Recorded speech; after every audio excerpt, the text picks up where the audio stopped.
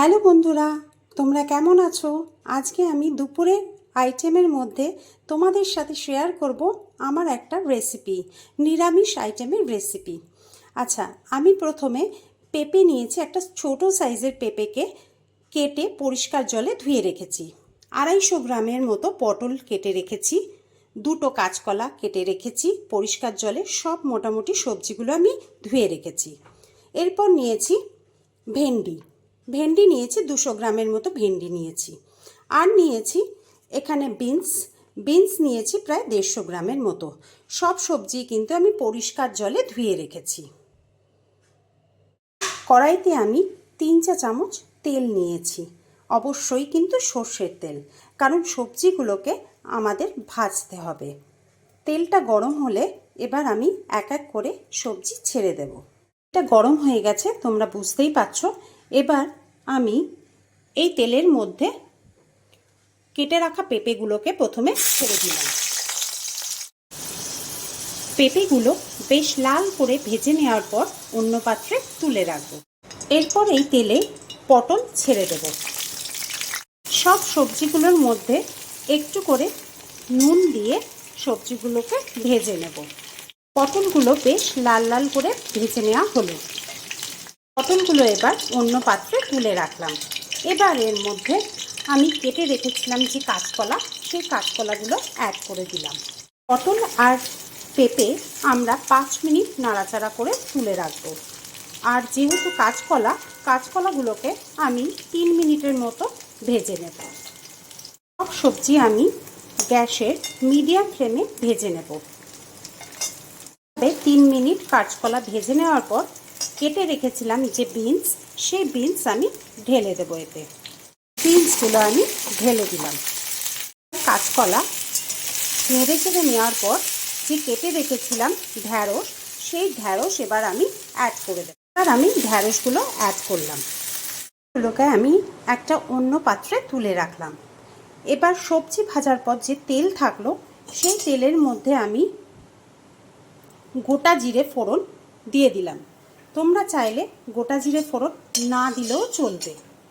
ফোড়নটা ভাজা হয়ে গেলে এর মধ্যে আমি আদা বাটা দিয়ে দিলাম।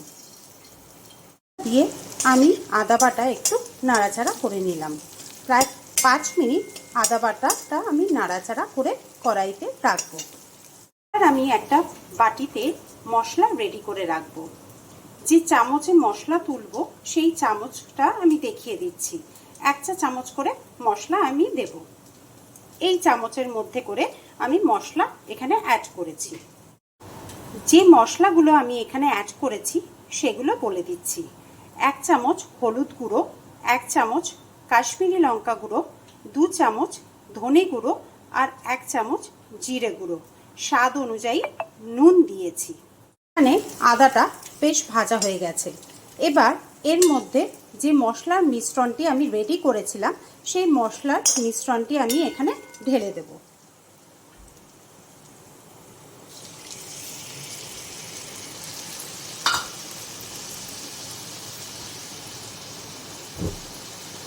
এবার এই মশলাটা দিয়ে ভালোভাবে কষিয়ে নিতে হবে।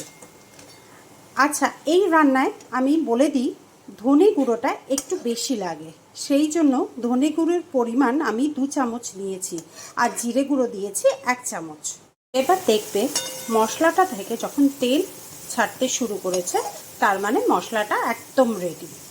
মশলার মধ্যে এবার ভেজে রেখেছিলাম যে সবজিগুলো, সেগুলো এবার ছেড়ে দেব। এবার সব রকম সবজির সাথে মশলাটা বেশ ভালোভাবে কষিয়ে নেব। আর সবজিগুলো বেশ ভালোভাবে কষিয়ে নেওয়ার পর আমি 1 কাপ উষ্ণ গরম জল এতে অ্যাড করলাম। এই সবজি ঝোলে আমি কাঁচা লঙ্কা অ্যাড করিনি, কারণ আমার মেয়ে খুব ঝাল পছন্দ করে না বা ঝাল খেতে ভালোই বাসে না। তো সেই জন্য আমি জাস্ট একটা কাঁচা লঙ্কা চিড়ে এই ঝোলে দিয়ে দিয়েছি। এবার আমি আরও 2 কাপ উষ্ণ গরম জল এই সবজিতে অ্যাড করব, যাতে সবজিগুলো ঠিকঠাক সেদ্ধ হয়ে যায়। সবজিগুলোকে এবার আমি কিছুক্ষণ ওভেনে ঢাকা দিয়ে রেখে দিলাম। সবজিগুলো ফুটে সেদ্ধ হয়ে গেলে এবার কড়াই থেকে আমরা পাত্রে ঢেলে নেব। নেওয়ার ঠিক আগের মুহূর্তে আমরা এখানে ধনেপাতা অ্যাড করে দেবো, তবে তোমরা ধনেপাতা নাও অ্যাড করতেও পারো। এবার আমাদের নিরামিষি ঝোল বা সবজি ঝোল একদম রেডি। এবার অন্য পাত্রে ঢেলে গরম ভাতের সাথে পরিবেশন করুন। আমার রেসিপিগুলো যদি আপনার পছন্দ হয়ে থাকে তো প্লিজ একটু শেয়ার করে দেবেন আর সাবস্ক্রাইব করে দেবেন।